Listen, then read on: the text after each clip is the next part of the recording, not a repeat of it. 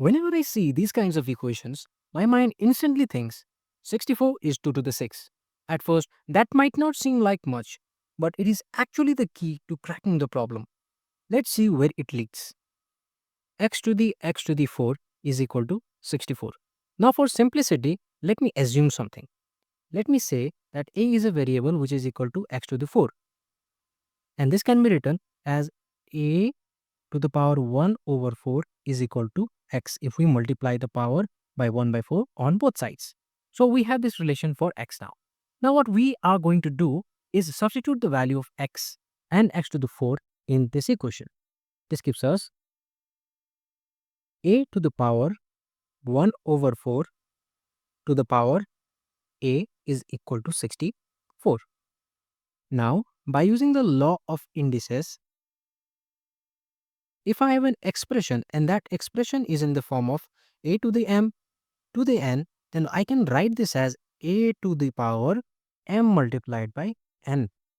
And we're going to do the same thing here. Now, this will give us a to the power a over 4 is equal to 64. And now, let us multiply the powers by 4 on each side.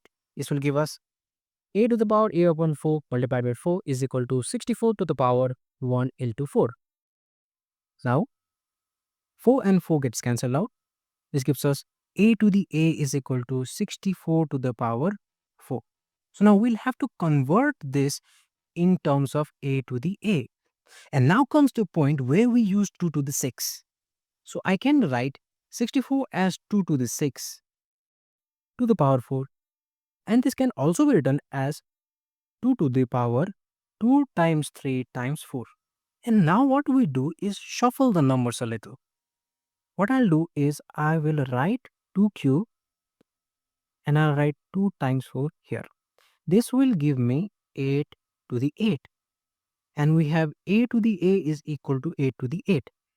This means that we have the value for a. A is equal to 8. And our original expression was a is equal to x to the power 4. So now we'll substitute the value of a here. This will give us x to the power 4 is equal to 8.